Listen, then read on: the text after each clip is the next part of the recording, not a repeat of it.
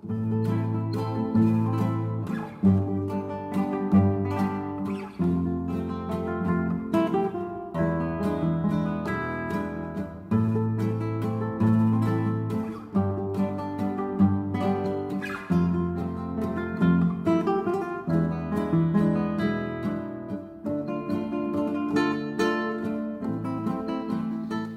this story didn't happen to me, I would never have believed it. But happen it did. And it all started here, in my hometown, Tbilisi, the capital of Sakatavelo, or better known to you as Georgia. Apparently the name Georgia, which is as far from Sakatavelo as Mexico or Spain, originated in Old Persia and meant the land of wolves. Well, maybe it was true when Persia was a country, but these days it's the land of cats. And I'm one of them. My name is Toma. I'm often complimented on my youthful looks, even though I've been around a while. I guess it's down to my diet. I'm a flexitarian, you see. I eat what I get, and when I get it, because I'm a stray. My slight build comes in handy for my poor kitty act, which I've mastered down to a T. A feeble meow, notable but not too long. Big round eyes, asking but never begging. A gentle rub against the ankle. You get my drift. I average a 20% strike ratio, which is still pretty high in a city where competition for a handout is extreme, and not just among the felines. It wasn't always like this. I used to have a home. It was an old and tiny home, but it was cozy, and it had character. Like my human caretaker who picked me up as a starved kitten and raised me as his own. Our bond was unshakable and our friendship sincere. He was an artist, drawings, paintings, all sorts. Sitting nearby and watching him transform blank canvases into pretty pictures was my dose of daily magic. He took me everywhere. That's how I got to know the city. He lived for art, and he lived off it. Well, sort of. You know how it is. For every dime the punters spend on nourishing their souls, they spend a little fortune on filling up their bellies. That's why he also had a stall selling chichelas, a sausage-looking Georgian candy of nuts dipped in grape juice. He had a gazillion of them, alongside dried pears, figs, persimmons, seasonal fruit. To be honest, I'm more of a cheese and cracker guy, which in all fairness I didn't go a day without, no matter how bad his finances. He was also a Georgian man through and through, which meant he rarely went a day without wine. He introduced me to it too, I must admit. I liked it on occasions, but moderation wasn't in his DNA. So while it was a shock, it came as no surprise that his heart gave up one day, and my fairy tale was well and truly over. They say that losing your pet is like losing a member of your family. The grief is so enormous. Yet no one ever talks about the opposite scenario. I tell you, no pet should ever outlive their human, because it ain't just the grief you have to deal with. You got to fight for your survival. Which brings me back to now, or more specifically, to one fateful summer evening, when I had an encounter that would change my life forever, once again. I had a hookup with a friendly chap who frequently upsold his touring guides with a home-based wine and dine. He'd let me casually saunter in and charm his visitors with rubs and cuddles in exchange for treats. That night he had a couple from New Zealand who were returning home after a long stint in the UK. They were extremely enthusiastic about wine and equally besotted with the felines. I did my sleek routine, and within minutes I was so full I was bursting at the seams. By the time they finished dinner and shakily ambled to their Airbnb, we were besties for life. Just as I was getting ready to bow out, they invited me in. I was apprehensive. What if they were some kind of weirdos? Cat snatchers, maybe.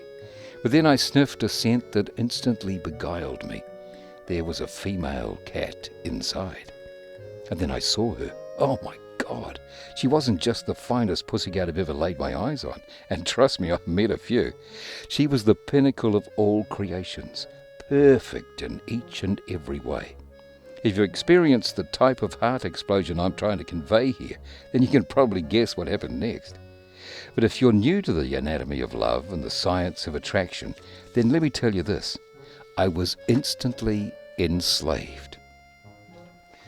As luck would have it, her overly protective owners had a takeaway bottle of fine Georgian red to uncork, which gave me some space to manoeuvre and entice this princess into giving a chance to a stray. I resisted the urge of impassioned declarations. Instead, I tried to play it cool. I pushed one of the windows open, got on the ledge, balanced myself on a rambling grapevine, and casually said, "So, are you coming?" She responded with an unflinching gaze that would have made me shit my pants if I was wearing any. I thought my bluff was called, but then she smiled at me and replied with a velvety, "Okay." I nearly fainted, and then I nearly fell, realizing that I had no plan. Just as we made it to the ground, she asked me, "What does Tbilisi mean?" Thank God, because that gave me an idea. I took her to the Gorgasali statue, the king who shot a hawk that fell into the warm stream, which is, in Georgian, Tbilisi. We climbed on top of the statue and posed for photos for the passing tourists. She was a natural, and so was I. From there, I took her on my favourite roof trail, which offered excellent views of the city. She pointed to the presidential palace, an architectural marvel commissioned by one of our former chiefs. "A true legacy," she said. "Yeah, except that he's in jail now." She was stunned. What can I say? We Georgians are an enterprising bunch, sometimes to the detriment of honesty.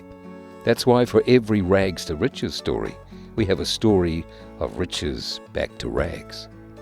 In fact, our fascination with the underworld extends well beyond the government. Fancy a haircut that no one can refuse? Just ask Don Scissorhands here. She laughed. Encouraged, I kept on cracking jokes about bending laws, which made me blurt out some facts about my hustle. Just as I started to regret it, she put my mind at ease. "Don't worry, babe. I'll be a Bonnie to your Clyde." Which led me to propose something naughtier for our next adventure. We snuck behind an ice cream truck that sold an array of wine-infused gelatos. Oh yes, you heard me right. Welcome to Georgia. Employing some diversion tactics, we managed to infiltrate the cabinet and lick as many flavours as we could before wet, dirty towels flew at us, forcing us to escape.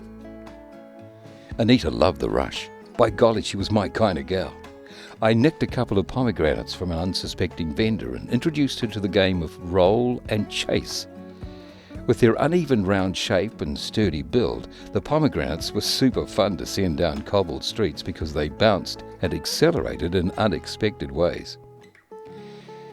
As we caught our breath, we heard our stomachs grumble. With my brazen self-assurance, I exclaimed, "Wish for anything you like." She muttered, "Actually, I miss my home food." To which I grinned, "Well, in that case, I know the place." I boasted I was a regular there. In truth, I'd passed it once. So I had absolutely no idea that it was a vegan joint that only served fake meats. We left hungrier than we came. To make amends, I took her to the Freedom Bridge, the hustle central for the strays. I had to be covert for reasons I'll explain later. But as you know, a hot date usually inspires us to excel, so I managed to pull favours with some bros and scored a pretty decent feed. We climbed the ledge away from crowds and watched the light show on display, digesting dinner and stories from our past. When I found out that Anita was an art lover, I volunteered to give her a gallery tour. The best art in Tbilisi was the street art, of which there was aplenty. We browsed narrow streets, tunnels, underpasses, all layered with vibrant murals by Georgia's own Picassos. No date would be complete without live music. For that, Anita let me choose. I picked the jazz club, which always dished out top-shelf entertainment to hordes of grateful foreigners eager to tip. My body temperature rocketed skyward when I felt her head resting on my side. A moment later, my elation got hijacked by a fearful thought. Was it too good to last? I shook it off with a promenade along the Rustaveli Avenue, Tbilisi's main artery, with countless visual delights. The wide pavements provided us with a safe passage among the swooshing cars. As we heard the chimes of the arriving midnight, I braved to ask if she was getting tired. Her answer was on point. "Honey, tonight sleep is strictly off the menu. Why don't you show me what else you've got?" And so we ambled, talked and munched on treats without limits. We shared our secrets and our dreams before we cuddled up by a chimney, spectating the nocturnal skyline of Old Tbilisi, Georgia's answer to Paris, the famous city of lights. We made sure she got home well before oblivious humans detected anything wrong. We made plans to reunite in the daytime when the wine-loving couple was scheduled for another soiree. On the way, I stopped by one of my faves and grabbed us some breakfast, surprised at my boundless energy despite lack of sleep. Her flat was in a fancy district that at this time of the day resembled siesta in Seville. I pranced to her in the shadowy half of the street, climbed the stony facade and was about to channel my inner mariachi when I realized that she wasn't there. I triple-checked the address, went around and around until a local stray informed me that the visitors had left early that morning, yes, with their pussycat.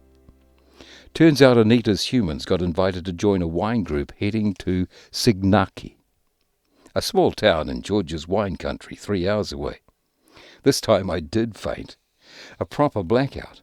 When I came to, I realized I had only one option, to go see Toma's. Remember how I had to stay low at the Freedom Bridge? Well, Toma's was the biggest feline gangster in this part of town. Now, our names may sound similar, but that's where similarities end. I'm a gentleman cat. I have class and manners. Toma's, on the other hand, is a real buffhead who hasn't licked himself a day in his life. When I became a stray, Toma's and his crew cornered me in an underpass and demanded that I pay rent. I refused. They gave me a mean hiding. I was limping for weeks. As soon as I recovered, I tracked one of his lieutenants and took him out of action for months. After that, Toma's left me to my own devices, as long as we never crossed paths.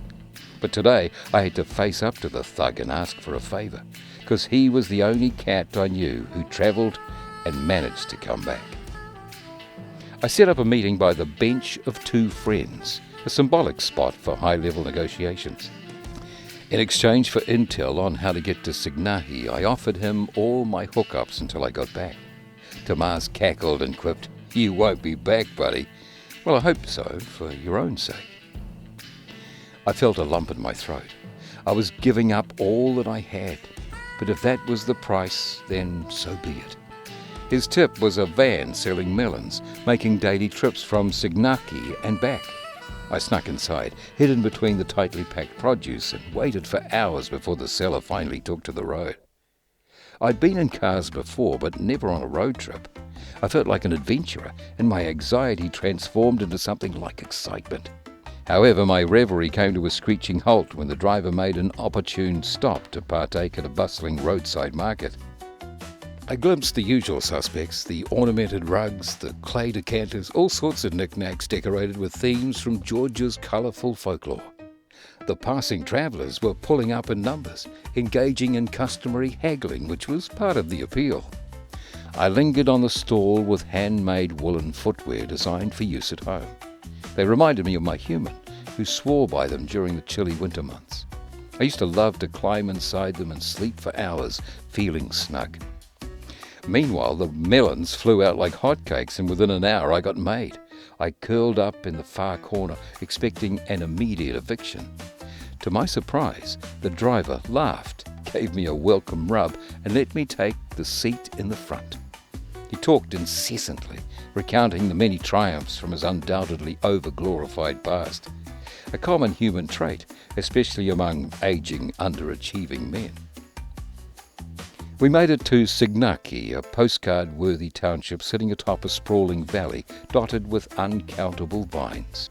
I didn't want to hurt the feelings of my friendly driver and slipped away during his toilet break.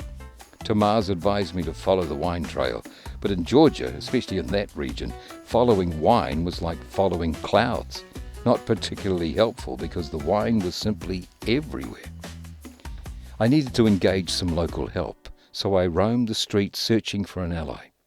Getting exhausted and seriously dehydrated, I stumbled upon Becca, a pitch-black stray running an effective hustle at a busy cafe. I bared my soul to him and pleaded for assistance. Luckily, Becca understood my plight and, impressed with my commitment, agreed to join the hunt.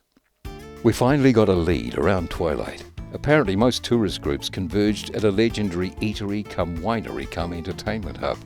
Their specialty was a humongous menu of bean dishes paired with a never-ending wine list. As the crescent moon decorated the sky in royal blue, we began to hatch a plan on how to penetrate this fortress. The Lobiani was no ordinary dive.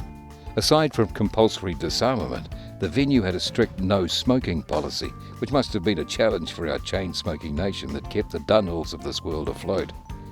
It also specified no pets, which meant Anita wouldn't be here.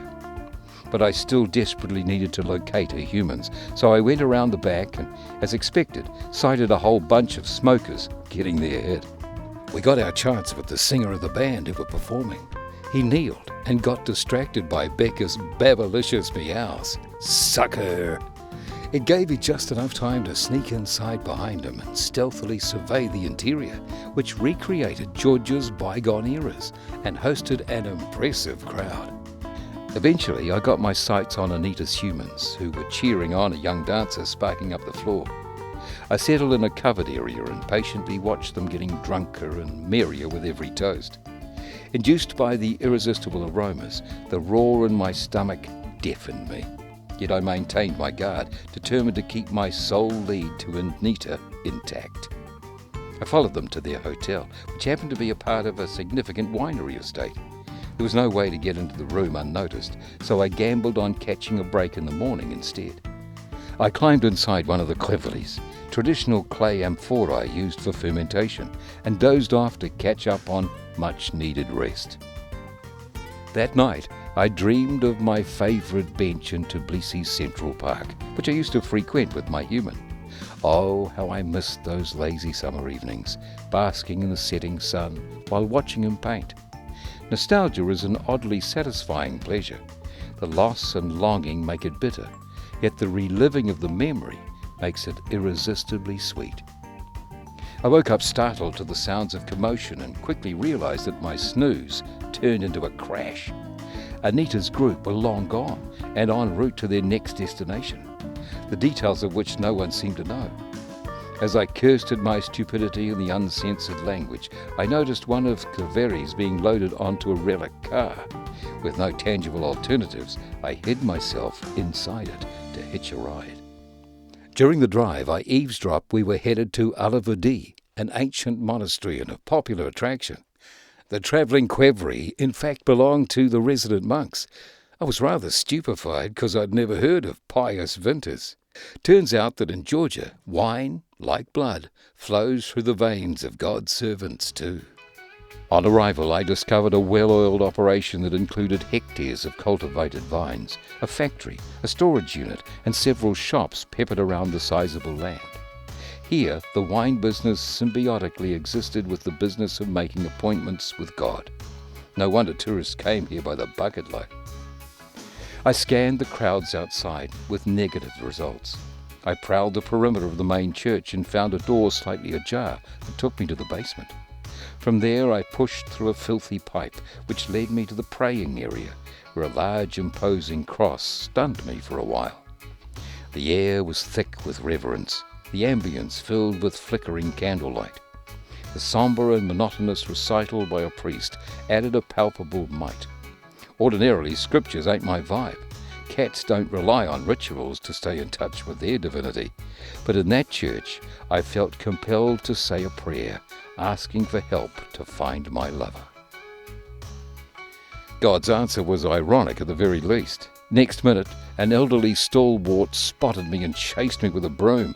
I ducked and weaved, avoiding hits, eventually escaping via a spiralling stairway that led me, no, not to heaven, but to the roof and back outside. Panting, I looked back and thought, you bitch, if only we were in Egypt. But I didn't get to dwell on that old and narrow-minded hag, because soon after I had a far more enjoyable encounter.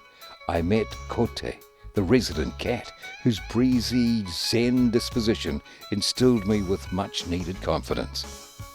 Not only that, Kote took me to the Holy Land behind the church, where local visitors indulged in improvised supras, Georgian feasts that usually involved blessing a sheep and eating it an hour later. We moseyed in between at least a dozen barbecues, pinching pieces of succulent charcoaled lamb directly off the skewers. The barbecue crawl also produced a piece of vital information. Anita's humans definitely touched base here before setting sail to the remote mountainous region of Kazbegi. I panicked.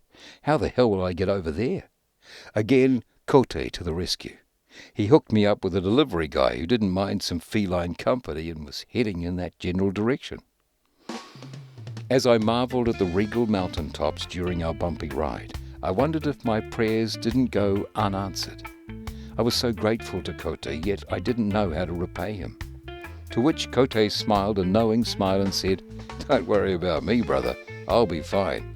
Just make sure you pass it on when a stranger asks you for a favour." The lush and fertile Alazani Valley gave way to stern and barren rocky slopes, and in that general direction ended up being 100 miles radius at best. The wineries around here were family-run affairs, separated by distances so vast they could amount to a pilgrimage.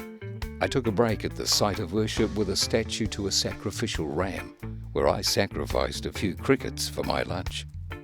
I was alone in the wilderness until I spotted a white horse, also roaming solo. I put on my disinterested face and let her initiate the talking. "You look lost, comrade." "You could say." "Where from?" "Tbilisi." Her mouth fell wide open.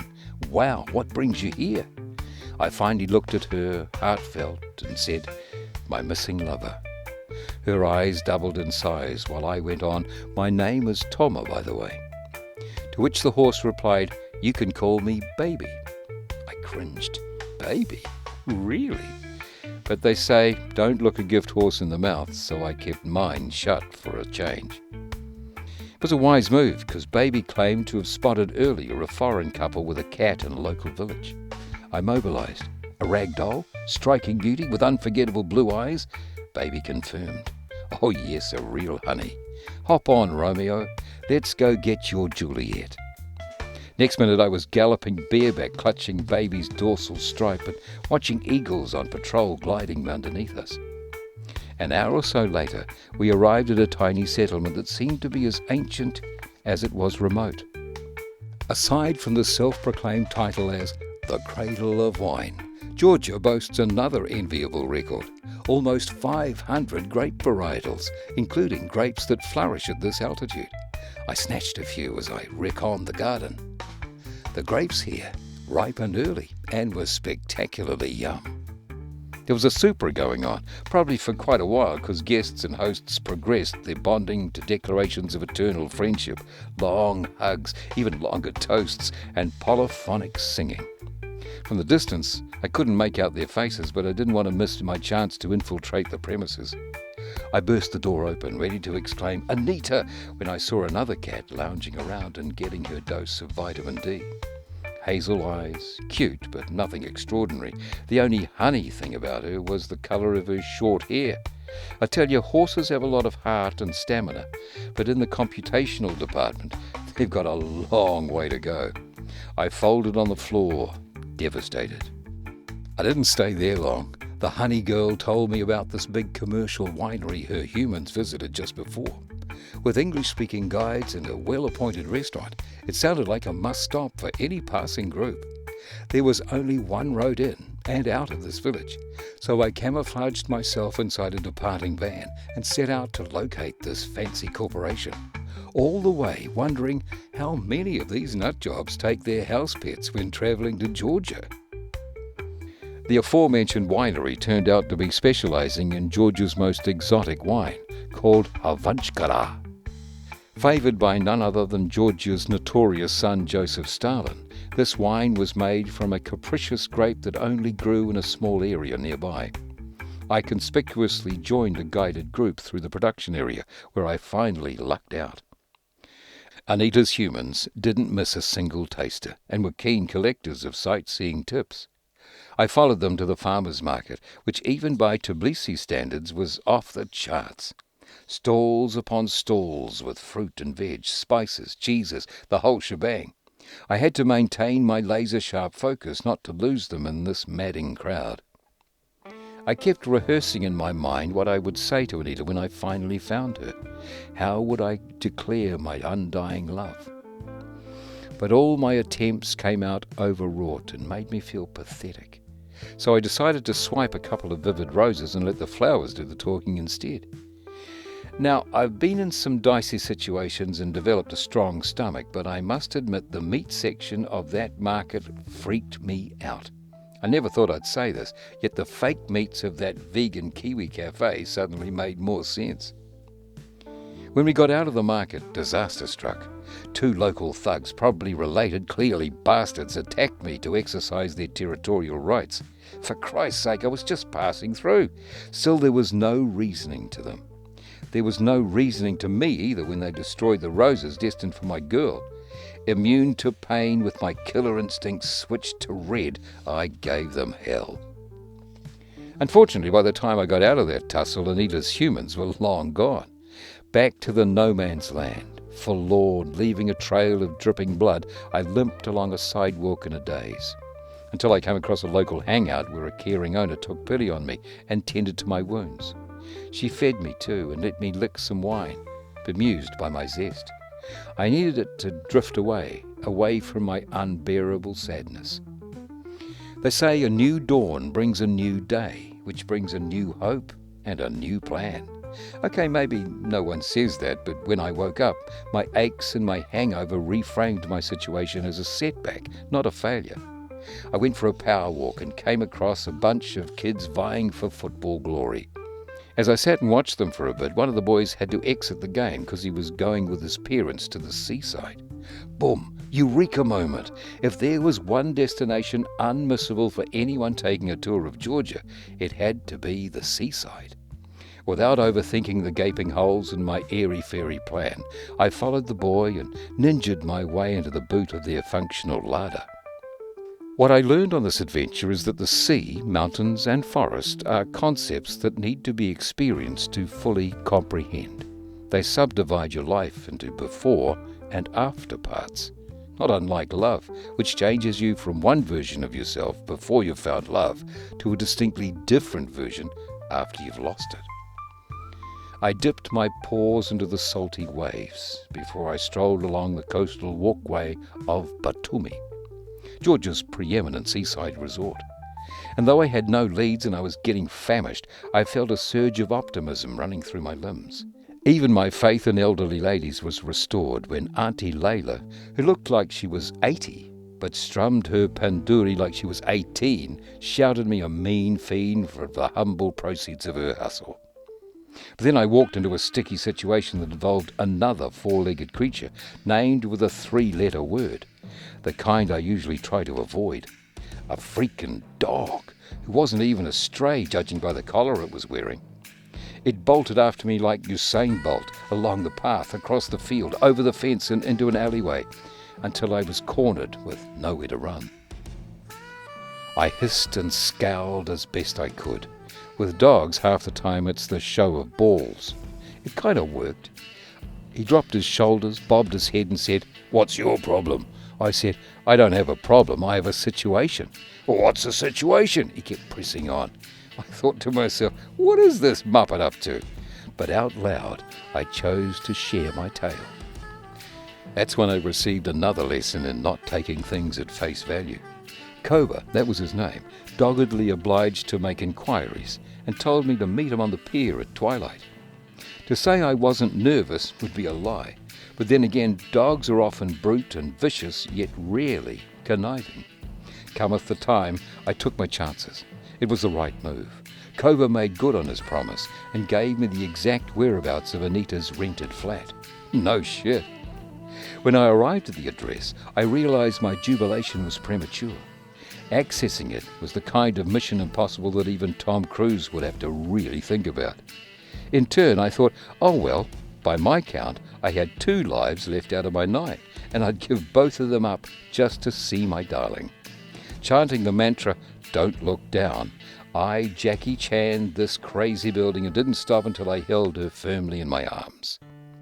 With Anita's humans getting trolleyed out on the town and their neighbours' open window giving us a much safer way out, our escape was immediate and smooth.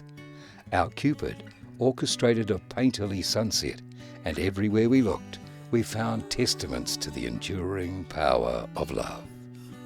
Now accustomed to thrilling adventures, we hopped onto an empty seat of the seaside carousel.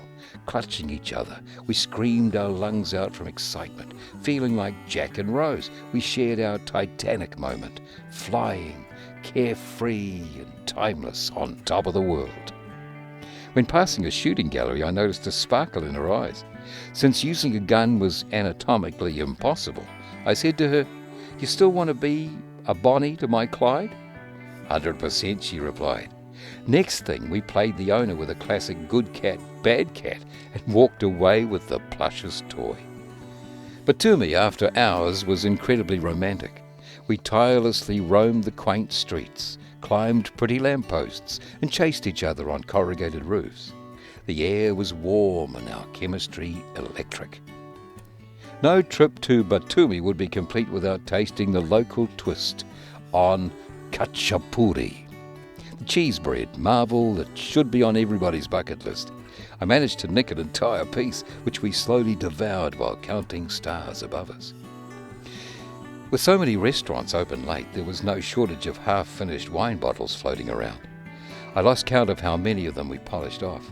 All I can say, it was enough to turn the town into a psychedelic dance floor. Eventually we kissed and spent the night. As you can tell, I'm not exactly short of words, yet to this day I struggle to properly describe it. It was like an eternal dance, a dream, death and rebirth all at once, something that had no meaning and yet meant everything. We wandered back to her flat sometime around breakfast, fully expecting an apocalyptic storm. Instead, her humans greeted her with the kind of love that's only known to parents. For their journey back, they rented a classic Soviet car, normally reserved for weddings, which I found quite ironic, considering our circumstances. But then the circumstances changed. Just like Ali and Nino, two moving statues that meet for only 10 minutes in a day, our newly found happily forever after began to morph back into nostalgic bittersweet. By the time we reached Tbilisi, it became crystal clear our hopes that I would get adopted and taken with them overseas were pure fantasy. Apparently, bringing an animal into New Zealand was like importing a Tesla into North Korea, obscenely expensive and absurdly bureaucratic. Of course they'd do anything for Anita, but sorry, not for a random stray like me. We made a secret pact and engineered her escape. I was supposed to meet her outside their apartment at 5 p.m, but as the arrows of the clock moved closer to the nominated hour, my common sense was edging out my desire in the eternal tug-of-war. I knew what it was like to lose a home, and I just couldn't do it to Anita, not even in the name of love. As I slipped away, almost catatonic, a melancholic sound of a lonesome guitar drew me to the same underpass where I'd nearly died. Sure enough, Tomas wasn't far away. I chuckled because I didn't even care if that was going to be the end of me. Just like the last time, his crew surrounded me in a tight circle, while Tomas came up perilously close. But instead of pouncing, he sniffed my ass, nodding with respect and said, "From now on, you're one of us." Now that's how Tomas and I became partners in crime, brothers in blood, or as Don Corleone would put it, familia. Tomas and his crew gave me much-needed stability and a sense of belonging, whereas I brought with me strategic vision and the gift of the gab handy in PR. Together, we grew our tribe into the largest network of strays, not just in the capital, but in the whole of Georgia. By now, you probably have guessed that these events took place a lifetime ago. I've approached what some may call the sunset years, the years when memories replace your future hopes as regular companions. Now that I'm finishing my drink and wrapping up my story, I want to leave you with this. Perhaps love is like a work of art that moves you very deeply, so much so that even though you only see it for a moment, its impression lingers for many years to come. That's how I feel about my love story. It came and went as quickly as a shooting star, and yet its shining light has never faded.